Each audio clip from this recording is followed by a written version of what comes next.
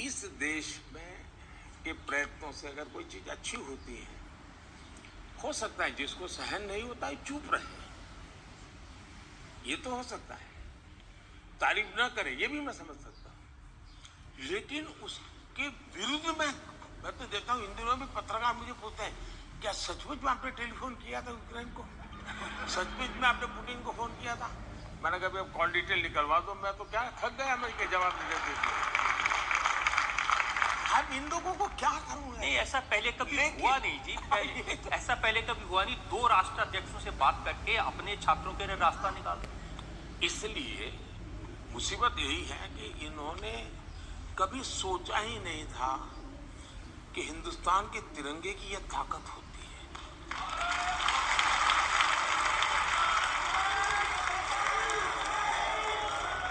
और मेरा पहला अनुभव मैं बता दूं, मैं चीजों को ऑब्जर्व करता हूं, स्टडी करता हूं, एनालिसिस करता हूं। मैं पहली बार कब अनुभव हुआ, जब नेपाल में भूकंप आया, तो हम जितनी मदद हो सकती थी हमारी तो जिम्मेवारी थी, और मुझे एक अनुभव था गुजरात के भूकंप के बाद काम का, मुझे अच्छा अनुभव था, तो मैं खुद चीजों को लीड करता था, मोबिलाइज करता था।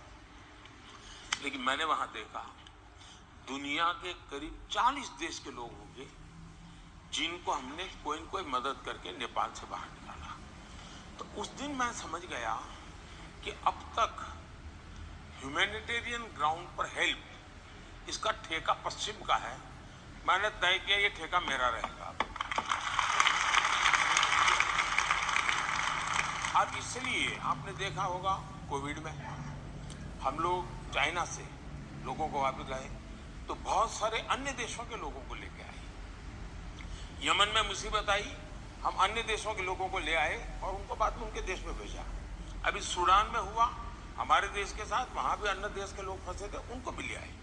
तो आज दुनिया में जो कभी हमारा नाम नहीं था, कि वरना तो ये था भी ये पश्चिम की दुनिया का ही एक प्रकार का उस पर ओनरशिप थी कि भाई ये ह्यूमैनिटेरियन ग्राउंड पे काम होना, मतलब यही लोग करते, ये लोग तो बिल्कुल कुछ नहीं करते।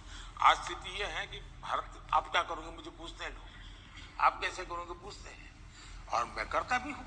अब जैसे आर्टिकल 370 जब वापस लिया तो आपको इस बात की चिंता नहीं थी कि ये मिडिल ईस्ट के देश नाराज हो जाएंगे, कोई अरब कंट्रीज हमसे नाराज हो जाएंगे, हमारे 4 काम बंद कर देंगे?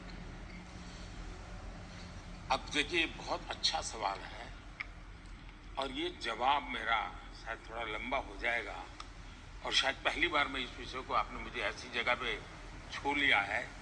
जब भी कश्मीर की बात आती थी तो 70 साल तक इसको इंटरनेशनलाइज किया गया।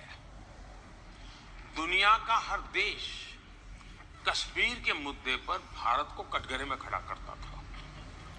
थोड़ी बहुत अटल जी ने कोशिश की थी कि टेररिज्म को सेंटर पॉइंट लाए, लेकिन कुल मिलाकर के दुनिया में, और इसलिए 370 के संबंध में भी ये स्वाभाविक था कि दुनिया कोई बहुत बड़ा नाराजगी व्यक्त करेगी।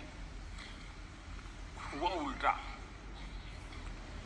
दुनिया ने जितने देशों को लोग मानते थे कि इन मुद्दों पर भारत पर वो नाराजगी व्यक्त कर सकते हैं, भारत को घेर सकते हैं, अधिकतम लोग मौन रहे। जिन्होंने कहा वो ये कहा कि इनका इंटरनल मामला है। दुर्भाग्य ये है कि अरब देश तो शांत रहे, दुनिया के सभी इस्लामिक देश शांत रहे, मेरे देश की कांग्रेस चू चू करती रही।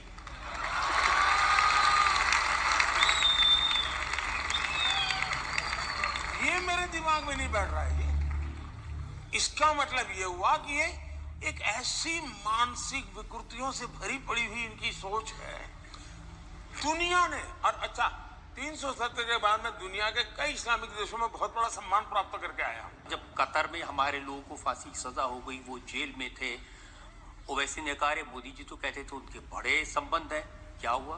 अरे ये तो विश्वगुरु बनते थे, क्या हुआ? किसने कहा कि कतर, मोदी जी कहते थे इज माई सेकंड होम, अब कुछ नहीं कर पा रहे। या तो उन्होंने मोदी का पूरा स्टडी नहीं किया है।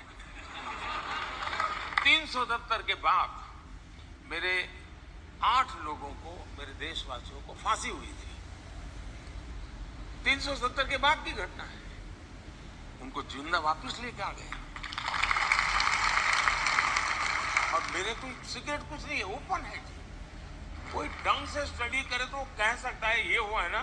देखिए 3 दिन के बाद मोदी ये कदम उठाएगा, 5 दिन के बाद ये उठाएगा, 7 आप तय कर सकते हैं। लेकिन आपको तैयारी नहीं, क्योंकि आपने एक बनी बनाई परसेप्शन में जीना चाहते हैं।